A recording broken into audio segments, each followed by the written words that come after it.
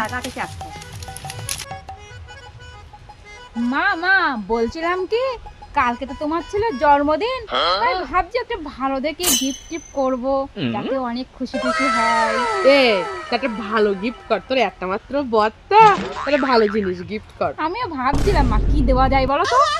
ও হ্যাঁ বৌমা, সেই কালকে তো ছেলের জন্মদিন, তা ওর তো ভালো কিছু একটা জিনিস উপহার দেওয়া দরকার। কেন, ও যাতে বিশাল খুশি হয়। ঠিক বলেছো মা, ভালো কিছু না দিলে হয় বড়দিন দেখে, ভালো কিছু দিতেই হবে যাতে তোমার ছেলে খুশি হয়, সেটাই দিতে হবে। হ্যাঁ বৌমা, তুমি ঠিকই বলেছ। তুমি যদি আমার ছেলের ডিভোর্স দিতে পারো তবে খুব খুশি হবে। এর চেয়ে খুশি আর অন্য কিছুতেই হবে না।